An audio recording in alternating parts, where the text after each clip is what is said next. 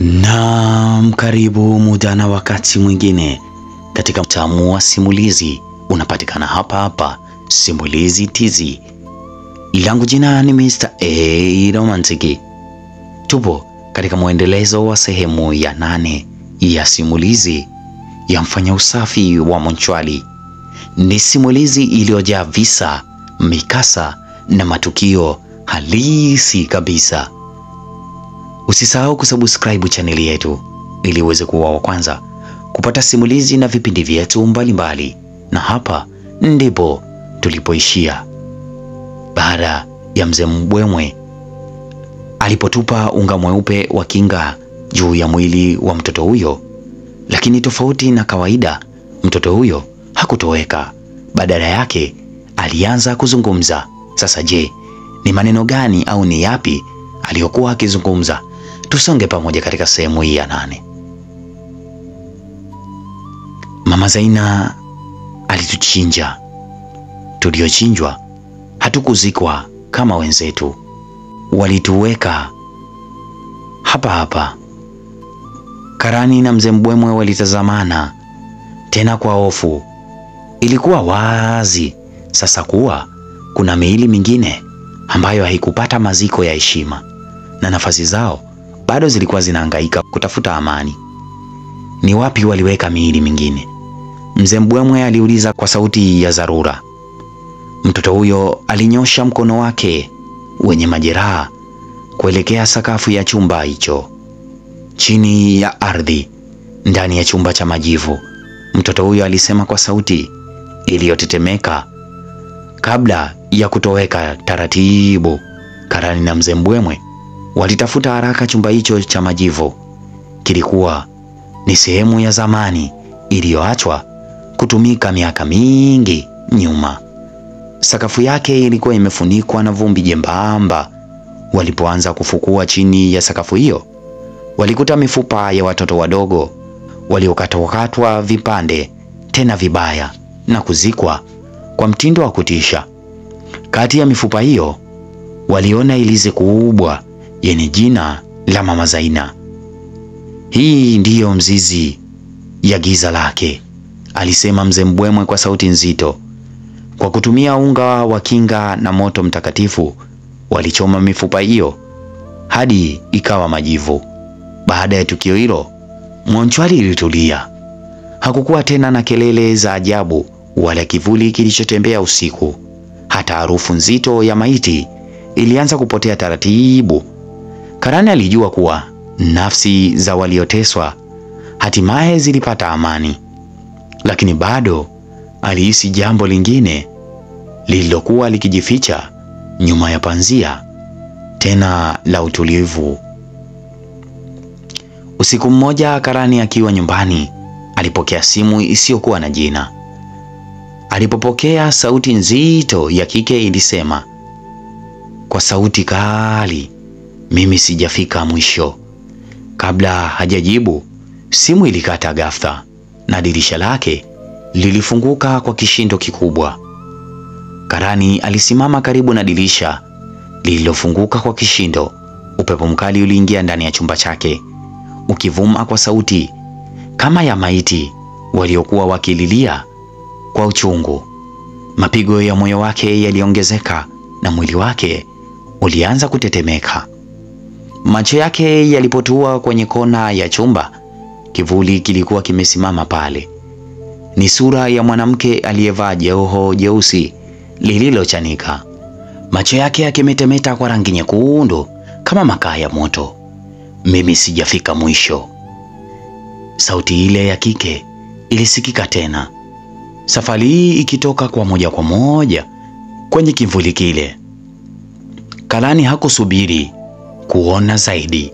Aliruka kitandani na kukimbilia mlango wake, lakini mlango ulikuwa mgumu kama umefungwa kwa misumari.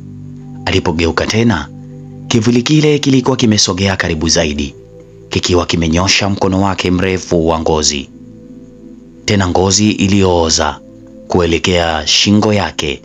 Ghafla moshi mweupe ulijaa ndani ya chumba na kivuli kile kilitoweka ghafla. Mzee Mbwemwe alikuwa amesimama mlangoni akiwa na chupa ya unga wa kinga mkononi. Karani, unapaswa kuwa makini. Giza halijafutika bado. Asubuhi iliyofuata, Karani na Mzee Mbwemwe walikaa chini kujadili kuhusu tukio la usiku huo. Hilo ni pepo la Mama Zaina, alisema Mzee Mbwemwe kwa sauti nzito. Nilihisi bado ana nguvu, lakini sasa ni wazi kuwa bado roho yake inazurula. Karani alitetemeka. Lakini tulichoma mabaki yote ya kafara zake. Hapana. Mzee Mbwemwe alikata kauli kwa haraka. Bado kuna kitu kilichoachwa. Kitu ambacho kina nguvu ya kumfanya Mama Zaina aendelee kuwepo. Ni kitu gani hicho? Karani aliuliza kwa hofu. Nahisi ilizi kuu, ile inayobeba roho yake. Bila hiyo hawezi kutoweka kabisa, alieleza Mzee Mbwemwe. Usiku huo Karani na Mzee Mbwemwe waliamua kurudi Monchwali kwa uchunguzi zaidi. Chumba cha kuhifadhi maiti kilikuwa kimya sana. Lakini Karani alihisi hali ya huzuni nzito ikiganda hewani.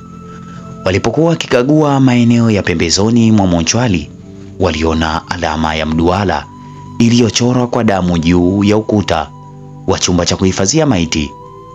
Katikati ya mduara huo kulikuwa na alama ya jicho jekundu lililotoboka. Ghafla mwanga wa taa ulishuka na giza nene likawazunguka. Karani, ni mimi. Sauti laini ya kike ilisikika gizani. Karani alitazama huku na kule, lakini hakuona mtu yoyote. Sauti hiyo ni ya nani? Aliuliza kwa sauti ya hofu. Ghafla kivuli cha mwanamke aliyeharibika uso kilijitokeza ukutani. Alikuwa na macho mekundu na alitabasamu kwa hila. Usipoipata ilizi yangu, nitakuja kuchukua roho yako. Kabla Karani hajajibu, kivuli kile kililuka kutoka ukutani na kutoweka ndani ya giza. Asubuhi iliyofuata, Karani na Mzee Mbwemwe walikwenda kwenye msitu wa jangwani kutafuta dalili yoyote ya ilizi hiyo ya giza. Waliingia ndani zaidi ya msitu, wakifuata njia iliyokuwa imejaa mijeledi iliyoshika matone ya damu kavu. Hatimaye walifika kwenye kaburi lililoonekana kuporomoka. Hii ni moja ya maeneo ya kafara za Mama Zaina, alisema Mzee Mbwemwe. Walianza kufukua kaburi hilo kwa tahadhari kubwa. Ndani ya kaburi hilo walikuta sanduku dogo lililotengenezwa kwa mbao, tena mbao nyeusi. Ndani ya hili ndipo roho ya Mama Zaina inafungiwa, alisema Mzee Mbwemwe. Karani alipolishika sanduku hilo lilianza kutetemeka kwa nguvu, kana kwamba kitu kilichokuwa ndani yake kilikuwa kinajaribu kutoka. Fungua kwa tahadhari, Mzee Mbwemwe alionya. Karani alifungua taratibu, na ndani yake kulikuwa na ilizi yenye mchanganyiko wa manyoya, mifupa ya vidole vya binadamu, kipande cha ngozi kilichokuwa na jina la Mama Zaina lililoandikwa kwa damu. Mara tu Karani aliposhika ilizi hiyo, upepo mkali ulianza kuvuma na sauti ya kilio cha mwanamke walioteswa ikasikika msituni. Viumbe vya kivuli vilianza kujitokeza, tena kujitokeza nyuma yao, vikitambaa kama nyoka wa giza. Choma ilizi hiyo haraka, Mzee Mbwemwe alipaza sauti. Karani akainua ilizi juu na kuchoma kwa moto mtakatifu waliokuwa wamejiandaa nao. Moto huo ulipoikumba ilizi ile, sauti ya Mama Zaina ililia kwa uchungu. Hapana, bado sijamaliza, nitawarudia tena. Ilizi hiyo iliteketea hadi ikawa majivu. Giza lilitoweka na msitu ule ulikuwa mzito wa vishindo vya mizimu. Ulirudi kuwa tulivu. Baada ya tukio hilo, Monchwali ilibaki tulivu kwa siku kadhaa. Karani alihisi kuwa hatimaye amepumua, lakini kabla ya nafsi yake alijua kuwa giza haliondoki kirahisi. Siku chache baadaye, akifagia sakafu ya Monchwali, alikuta karatasi ndogo imeandikwa kwa damu. hata moto hauniwezi, nitakurudia tu.